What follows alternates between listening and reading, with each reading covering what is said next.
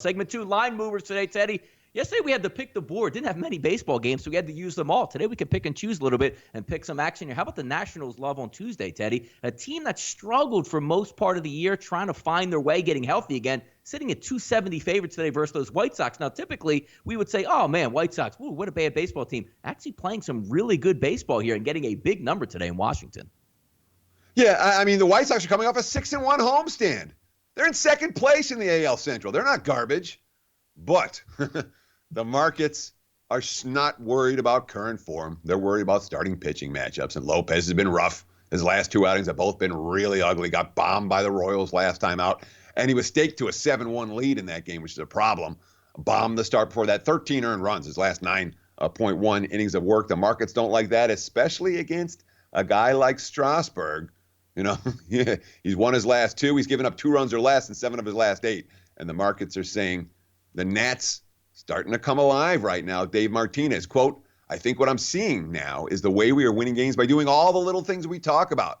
Staying up the middle of the field, 2-strike hitting, all those things, driving in runs from third base with less than 2 out. If we keep doing that, we're going to win a lot of games. Our starting pitching is good. Our defense has been playing better. We've just got to keep it going right now. A little bit of a buy sign in Washington right now. The markets certainly reflecting that. Usually in Texas here, Teddy, we're expecting some runs, opening line, maybe 11, sitting at 10.5 across the board. It's going to be Bundy, but it's getting a little bit of action here and supporting in the markets. All-Stars open up around -140, now dipped to -130. It's going to be the Orioles and the Rangers, as we said. The total sitting at 10.5. Bundy versus Smiley tonight. Yeah, and I mean, they just want to bet against Smiley. You know, Smiley has some really, really ugly numbers. How about this? 26% ground ball rate. Everything's going in the air against him. His fielding independent pitching, his FIP, his adjusted fielding independent pitching, the xFIP, and his ERA are all above 6. He's allowing home runs, and he's issuing walks. When you have a pitcher with a 26% ground ball rate who's allowing homers and issuing walks, and all of his stats are above 6, you're going to see the markets move against him. That's what we're seeing today. And Bundy, 7 strong versus Detroit last time out. Didn't even reach 90 pitches. His best start of the season.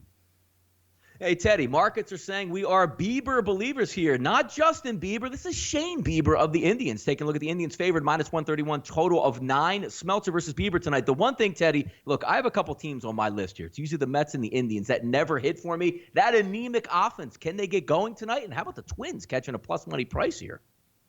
Yeah, okay. So Minnesota is on fire. Their offense is killing it. They've had at least 10 hits 14 times their last 17 games. They have the single best road record in the major leagues at 21-9 this season. The Indians stink right now, okay? They've lost 10 of their last 14. Like I said, they're tied with the White Sox. They're 11.5 games behind the Twins right now. They got shut out again on Sunday. The 31st time in 59 games they've been held to 3 runs or less. Do the markets care about any of that? No, they don't. They don't care about any of it. What do they care about? Shane Bieber, 11.1 strikeouts per 9 innings. His xFIP lower than his ERA. All of that, bet on stuff for the Indians hurler. Hence, the money coming for Cleveland. An early betting action today.